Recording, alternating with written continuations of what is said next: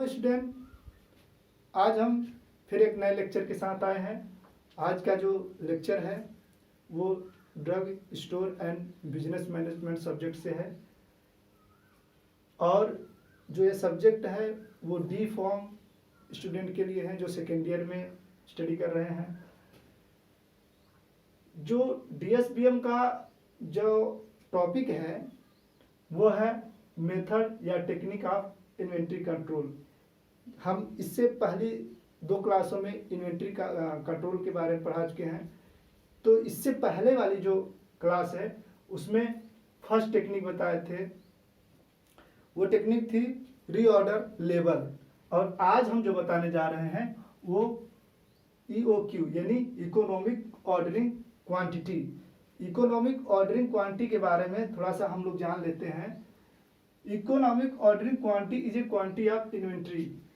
Inventory की एक quantity होती है, ऑर्डरिंग क्वांटिटी होती है, जिसको हम एक उचित मात्रा में इकोनॉमिकली आधार पर हम क्या कर सकते हैं, ऑर्डर देते हैं।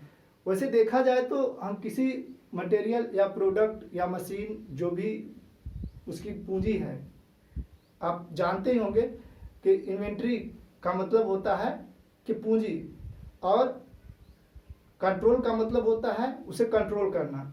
किस तरह से कंट्रोल किया, तो इन्होंने इस फार्मूले के हिसाब से, इस जो टेक्निक है इसके हिसाब से ये बताने की कोशिश किया है कि किस तरह से हम किसी चीज़ में की लागत को, ऑर्डरिंग कास्ट को या इकोनॉमिक ऑर्डरिंग का क्वांटिटी कास्ट को हम किस तरह से कम कर सकते हैं। ठीक है, तो ये मेनली 2 चीज़ों पे डिपेंड है। पहला क्या है, इन्वेंट्री कैरिंग कास्ट और ordering cost. Inventory carrying cost और ऑर्डरिंग कास्ट क्या है कि कोई ऑर्डर, कोई प्रोडक्ट हम मंगा रहे हैं तो कहाँ से मंगा रहे हैं, कितनी दूरी से मंगा रहे हैं, उसकी कास्ट क्या होगी। जैसे कि हम कोई प्रोडक्ट यहाँ से नहीं, मुंबई से मंगा रहे हैं, मुंबई से आने में यहाँ तक क्या जो किस से मंगा रहे हैं, किस माध्यम से मंगा रहे हैं, एरोप्लेन से, ट्रेन से, बस से, ट्रक से, कैसे मंगवा रहे हैं वो कास्ट। और ऑर्डरिंग कास्ट जो हम ऑर्डर कर रहे हैं कि मतलब जो हमारा उसके अंदर जो चीज़ें यूज हो रही हैं वो कौन कौन सी चीज़ें हैं, उसकी कास्ट को अगर हम कम कर दें तो हमारा इन्वेंट्री कंट्रोल कास्ट थोड़ा कम हो जाएगी। ठीक है, तो चलिए हम लोग समझ लेते हैं इन्वेंट्री कैरिंग कास्ट क्या होती है। इन्वेंट्री कैरिंग कास्ट में सबसे पहला है रेट या कास्ट ऑफ स्टोरेज, मतलब जहां मटेरियल को स्टोर किया जाता है वहां का रेंट अगर हम मैनेज कर लें तो क्या होगा, कास्ट क्या होगा, कम हो जाएगी। स्टोरेज फैसिलिटी, अगर हम जहां मटेरियल को स्टोर कर रहे हैं, ठीक है।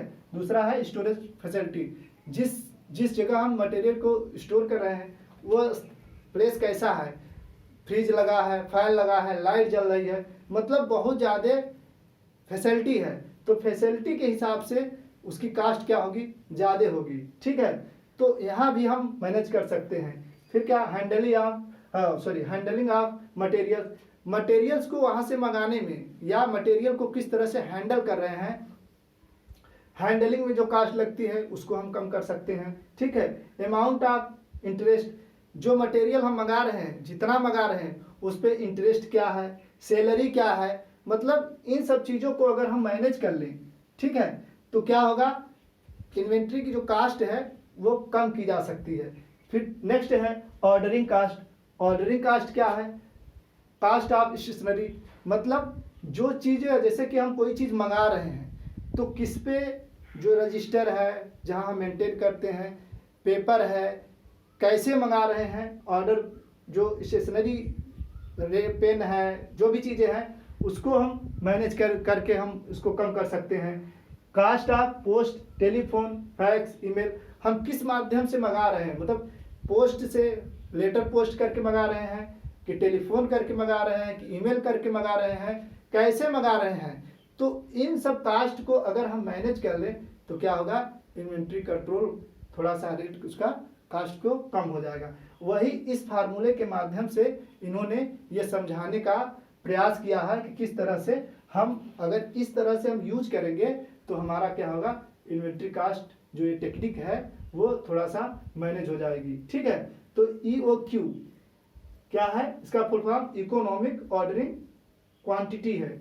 ठीक है, और √2UO/IT, मतलब कि अगर जहां देखा जाए तो U का मतलब क्या है, use of material per year, एक साल के लिए कितना मटेरियल मंगाया। ठीक है, फिर वो क्या है, ऑर्डरिंग कास्ट, जो हमने ऑर्डर दिया है, कितना ऑर्डर दिया है, उसकी क्या कास्ट है। ठीक है, उसके बाद I का मतलब होता है इन्वेंट्री कैरिंग कास्ट, जो हमें सामान को मंगाने में कितना खर्च आया उसको हम निकाल लेते हैं। ठीक है, उसके बाद C का मतलब कास्ट ऑफ 1 यूनिट, तो उसको हम निकाल सकते हैं कि एक यूनिट पे या एक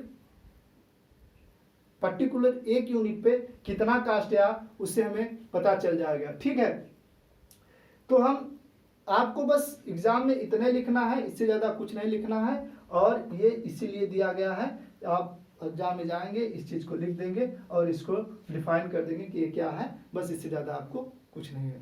अब नेक्स्ट वीडियो में हम आपसे फिर मिलते हैं।